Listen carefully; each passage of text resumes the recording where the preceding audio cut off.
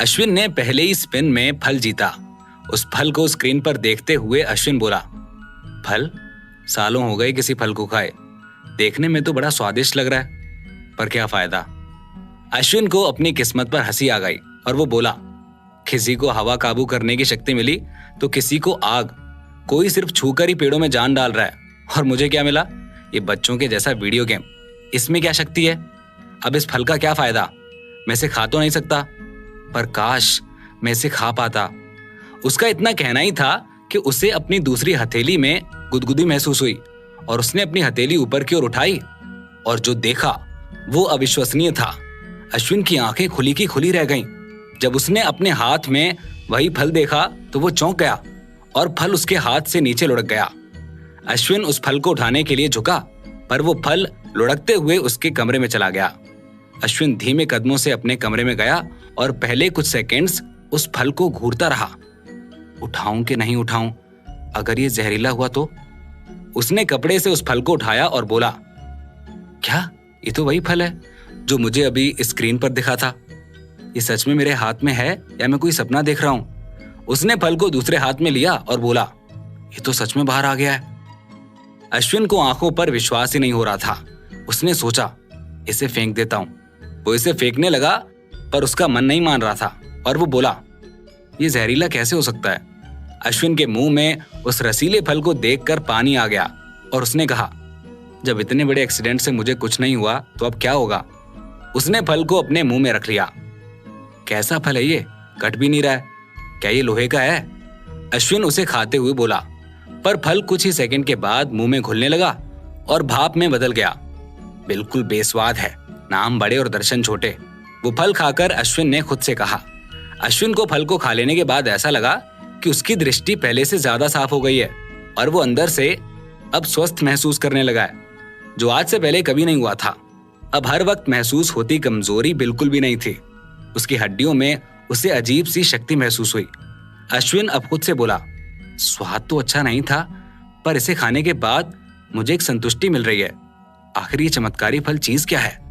अश्विन को उसे और खाने की इच्छा जगी और उसने व्हील घुमाया और दोबारा लिखा आया, better luck next time. Ashwin फिर से व्हील घुमाने लगा तो स्क्रीन पर बड़े अक्षरों में अपर्याप्त बैलेंस दिखने लगा और आवाज आई, आपके खाते में प्लस 78 पॉइंट्स बचे हैं, आप व्हील नहीं घुमा सकते। उसे पहले जो हर वक्त डर की भावना सताया करती थी, फल खाने के बाद वो भी अब बहुत ही कम हो गई थी और उसे इस शक्ति के बारे में जानने की उत्सुकता बहुत बढ़ गई।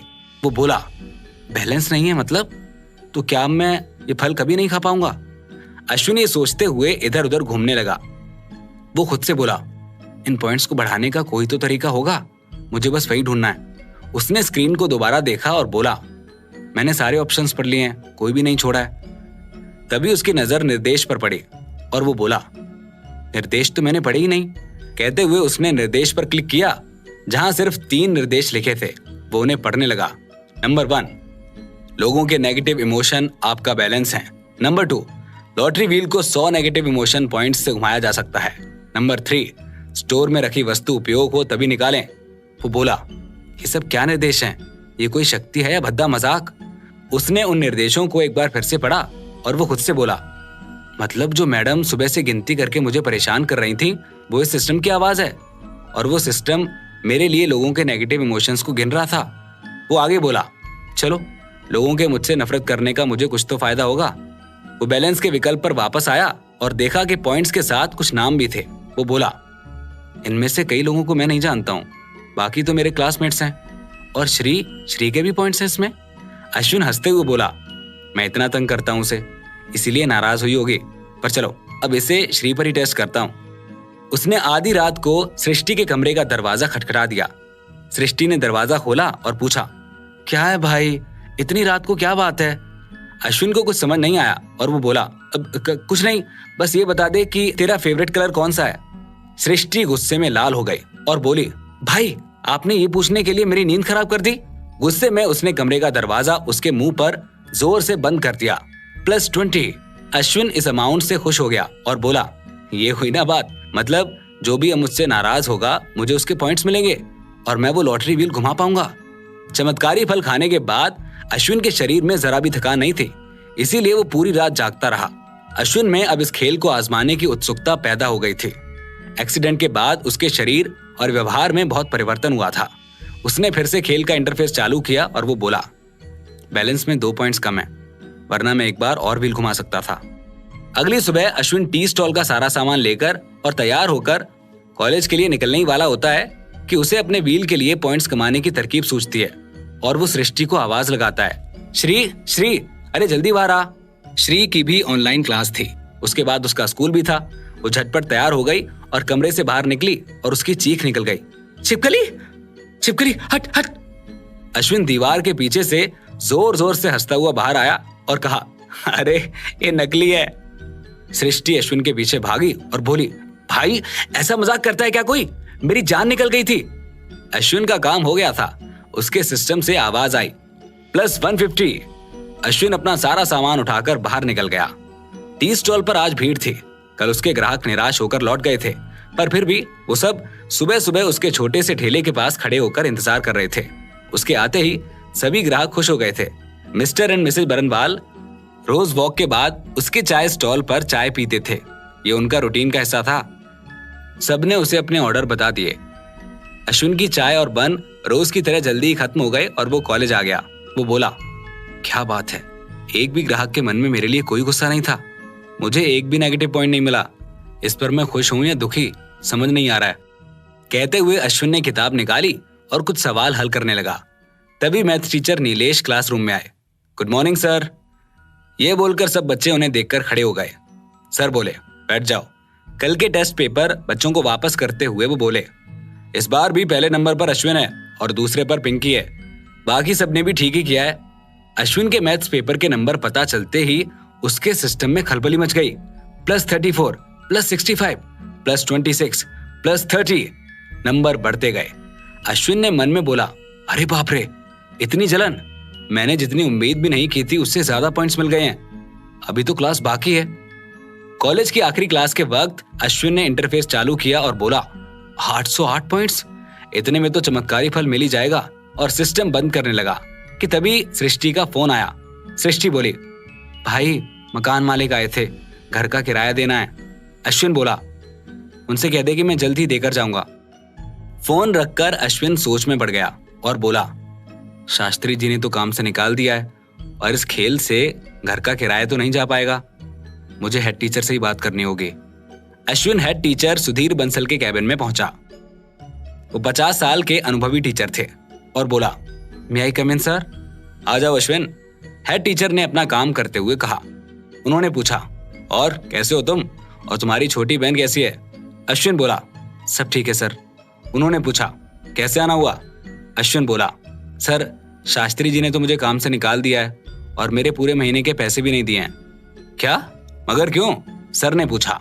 अश्विन बोला, मुझसे सामान के डिब्बे नीचे गिर गए थे, बस इसीलिए उन्होंने मुझे काम से निकाल दिया।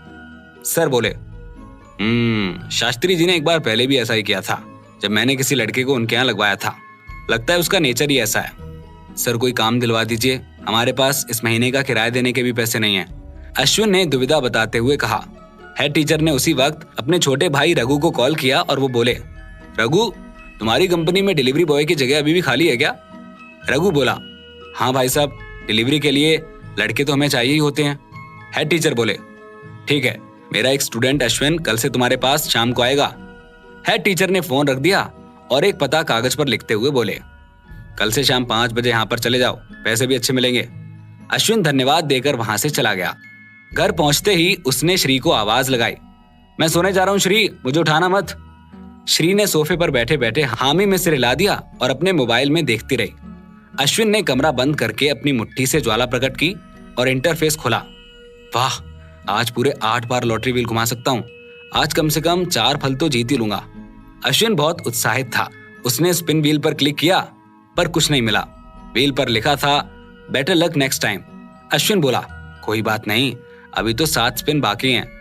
एक एक करके 6 स्पिन भी खाली चले गए और अश्विन के पास बस एक ही स्पिन बचा।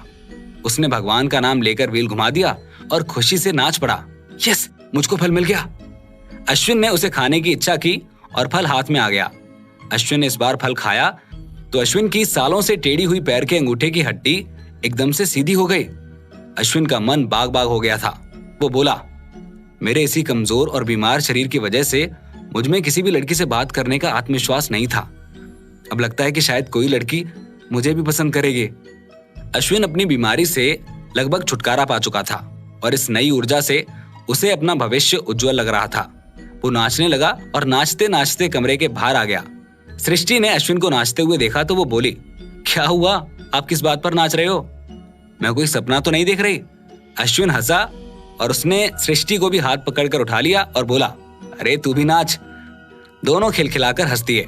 सृष्टि बोली, बात तो बताओ भाई, आखिर हुआ क्या है? अश्विन बोला, वो शास्त्री सेठ ने मुझे नौकरी से निकाल दिया था, पर आज ही नई नौकरी मिल गई है। सृष्टि बोली, और भाई आपका लॉकेट वो मिला? अश्विन सृष्टि को सच नहीं बताना चाहता था, इसीलिए वो बोला, हाँ मिल गया, वो टूट गया था तो मैंने उसे अंदर रख दिया है। सृष्टि बोली, भाई मेरी माँ की चिट्ठी और कड़ा भी नहीं मिल रहा है। अश्विन बोला, अनाथालय में तो नहीं रह गया? सृष्टि बोली, नहीं भाई, जब मैं अनाथालय से निकली थी तब तो मैंने खुद अपने सामान में रखा था। अश्विन और सृष्टि ने हर जगह ढूंढा पर उसकी माँ की निशानियां कहीं भी नहीं थी। सृष्टि उदास हो गई तो अश्विन बोला, अरे मैं हूं ना तेरे पास, और उसने सृष्टि को गले से लगा लिया। सृष्टि बोली, भाई आजकल आप पहले की तरह जल्दी थकते नहीं हो और देर रात तक जागते भी रहते हो। अश्विन ने तुरंत थकने की एक्टिंग की और बोला, ले थक गया, अब खुश? सृष्टि हंसने लगी। देर रात सृष्टि ऑनलाइन पढ़ाई कर रही थी। उसे एक वीडियो का सुझाव आया जिस पर लिखा था, अगर आपकी कोई कीमती चीज खो गई है तो इस मंत्र का जाप करें, आपकी खोई हुई वस्तु आपको जरूर वापस मिलेगी। सृष्टि को अपनी माँ की चिट्ठी और कड़ा वापस चाहिए था। वो बोली, ऐसा भी होता है क्या? लेकिन अगर ये मंत्र सच हुआ तो माँ की निशानी मिल जाएगी। वो बिना विचार किए उस मंत्र को जपने लगी और काफी देर तक मंत्र उच्चारण करते करते उसकी नींद लग गई। अश्विन नींद न आने के कारण पढ़ाई कर रहा था कि तभी उसे किसी चीज के गिरकर टूटने की आवाज आई। क्या सृष्टि का बिना सोचे समझे मंत्रों को जपना उसे किसी अंधेरी गली का रास्ता दिखा रहा है? जानने के लिए सुनते रहिए इस कहानी का अगला भाग सिर्फ पॉकेट एफएम पर।